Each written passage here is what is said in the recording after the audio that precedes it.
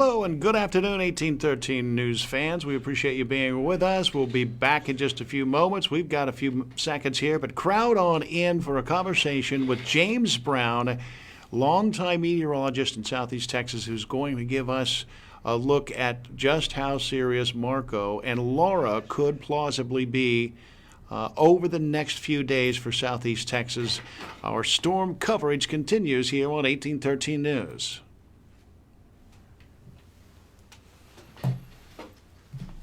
Let them come on in. We've got a few minutes.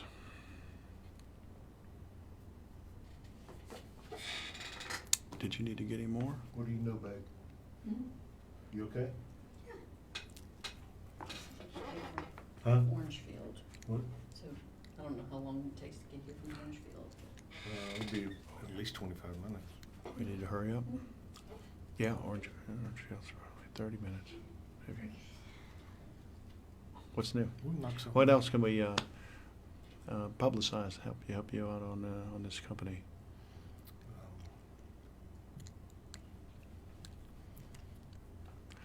We're kind of in wait mode. According to this, you're on. Yeah, we are on, but we're in wait mode. He was looking up some additional information. So yeah, all good. This is dead air. This is dead air. It is till they pile in. Okay, well, a minute ago I looked at it and like the entire beginning is on there. You're asking me questions like what's going on and all that stuff. Just letting you know. Okay. Didn't say anything bad. No, I don't No, think so. thank God. On my part. I should be on the main page now, so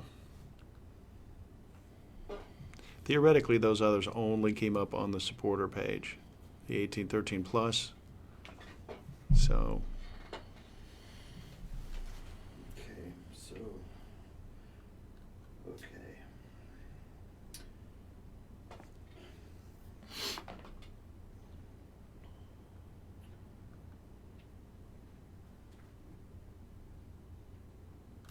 good afternoon, Southeast Texas. Is anybody concerned about the stories about the storms moving into our area? It looks as though some folks are on some of the other web pages that we've seen.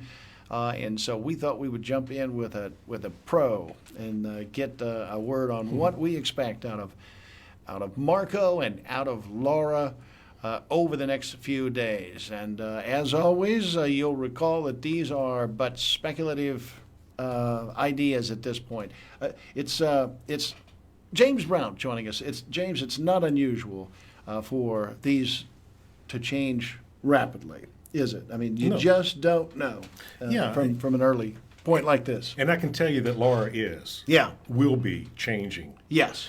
Marco, pretty confident that it's still going to make a Category 1 landfall at the mouth of the Mississippi by tomorrow evening, Monday evening. Uh-huh. Okay, That's pretty high confidence there. And that's pretty set in stone, sort of. Now it could jog a little bit west or east, Okay. as it interacts with landfall, but. That's a pretty solid bet right now. Mm-hmm. What that means for Southeast Texas is, we're going to get some wind gusts, maybe 20, 30 miles an hour wind gust. Boom. We can handle that. Yep, Just a no gust, big deal. not Right. sustained. Yes. Sustained means it's happening all the time. Wind gust is, okay, might have some limbs in the yard, may get some rain bands. 1 to 3 inches of rain. We can handle that. Yeah, We could no use biggie. some rain right No now, biggie. to be honest with you. Yeah, right. Now, Laura is a different story. Yeah. Laura's in the southeastern Caribbean. It's now moving off of the Dominican Republic. Okay. And it has already caused death and destruction down there. How- And with 50-mile-per-hour winds, it's only a tropical storm. Right. So what caused all this? Yeah. Flash flooding. Oh, I see. Remember I was telling Yeah. you earlier about the mountainous region, the Yeah. high mountains over the Dominican Republic? Yeah. Well, when it starts shredding that storm apart, it just poured torrential raindrops falling down on the mountain, washes the cattle even down from the hills. They get caught in mudslides and drown and suffocate. People along the mountainous areas, they get caught in this flash flooding that takes sounded. place Yeah. because of this tropical storm. And it's only 50 mile per hour winds, but with that topography that's what happens every time you see a tropical storm or a hurricane travel over that region. It's amazing that it's already, and the infrastructure, of course, in the DR and the Dominican Republic is not what we have here in the States, but we have seen these storms just over and over pound. We saw years ago the Haitian storm, and so those islands have really been through a lot. Oh, yeah, I remember Mitch. We've been through a lot, though. Well, sure. I mean, Mitch went through there years ago, and it seems like they're out there. They're kind of like the thumbnail, like Florida, sticking way out there in the warm waters where you're going to see these storms coming by, and you're going to get these things. But Florida, of course, is the number one United States region that gets hit by hurricanes or tropical cyclones. Yeah. Now, Laura is so unpredictable right now, still with 50-mile-per-hour winds, but Laura is still now coming off the coast of the Dominican Republic, and it's going to be moving across Jamaica. Now, then into the Gulf of Mexico, but it's still moving at 21 miles an hour, so it's moving very quickly. Yeah. And right now, there is going to be the potential for strengthening. Category 1, Category 2, perhaps, before it makes landfall somewhere along the upper Texas or Louisiana coast. That's the cone of uncertainty right now, where the National Hurricane Center says, well, it looks like this will be the best scenario as of Sunday afternoon at 1:30. Yeah. We're talking about Wednesday night and Thursday, so we still have days to talk about this. We've got a while to talk about this. What's your guess if you, at 1:30 in the afternoon on Sunday, what is your guess as far as location of landfall for Laura? And you mentioned 1 or maybe 2. Is there a potential for it to strengthen from where it's at? There's always that. It's going to strengthen from where it's at right now, of course. Tropical storm, 50-mile-per-hour winds. It's going to increase. Once it hits the Gulf of Mexico, water temperatures 86, 87, 88 degrees right there. Then that's very warm. That's fuel for these storms, isn't it? Yeah. Exactly. The water temperature has to be at least 80 degrees Fahrenheit for a storm to maintain or to strengthen. Well, this is 88 degrees. Man, yeah, it's going to be able to hit that warm water and just pop. Now, one of the things that is forecasted to happen is this trough of low pressure that's in central Texas now. It's going to weaken, and that's what is helping steer Marcus over into southeastern Louisiana. Okay, but it's expected to weaken. Once Marcus goes on shore, it will back away and allow Marcus to. When Marco comes in, has there ever been, this is probably an odd question, has there ever been the potential for these two storms to bump into each other and just more or less Marco and Laura kind of bump into each other and just move away from us altogether? Yeah. What happened? If you'll remember back in early, it wasn't even hurricane season yet. We already had a tropical storm down in the southern Bay of Campeche, and then another one was coming in from the Atlantic Ocean, kind of moving across, the Pacific Ocean. They merged, so to speak. Ah, I see. Well, one fell apart, but the other one took over.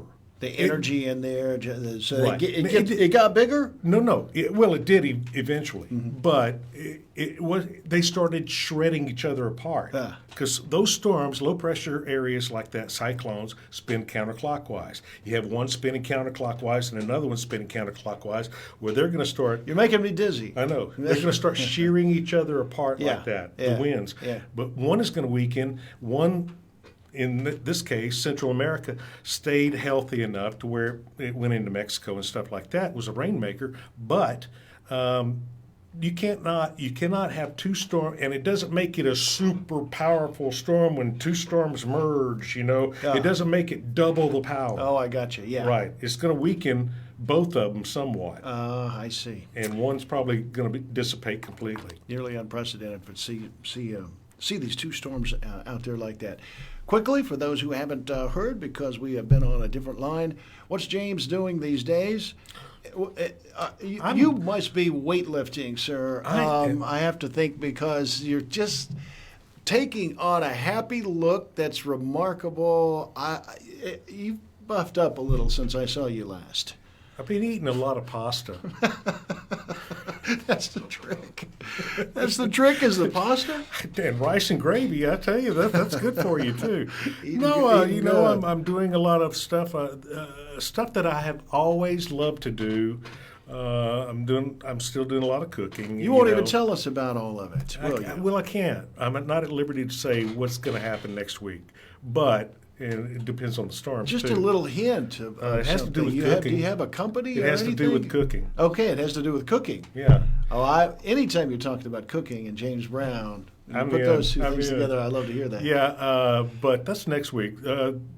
This past few months, past couple of years actually, I've been doing my woodworking where I build, planter boxes and, different planter poles and planter letters and Yeah.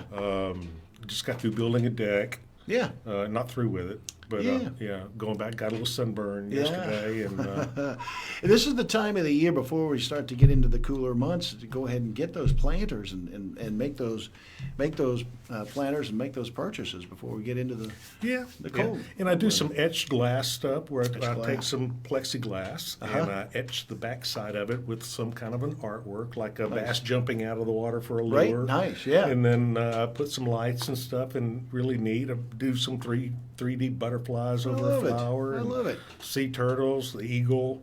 Tell us the name of your of your little. It's on company Facebook. It's only on Facebook. Okay. It's JB's Handcrafted Design. there. JB's Handcrafted Design. Just one design. Yeah, But you're only there's a lot doing of one. them. There's a bunch of them out there. But, This is always great to see you, man. Kev, We good to appreciate see you. Thank Man, you. And I'll be talking to you. Let's stay in touch about these storms. Yeah. That's of major interest to you folks. Try to keep your viewers, it's a at thing. least knowledgeable. Not necessarily where you have to panic. Yeah, we're not at a alarmist stage at this point. No, you know? no. And Marcos doesn't look like it's going to be anything that we can't handle easy enough. Laura, that remains to be seen, but we have a couple of days. Yeah, we've got a minute. Thank you so much, James, and thank you for watching 1813. We appreciate it, and we hope that we will be able to see you next time here on 1813 News.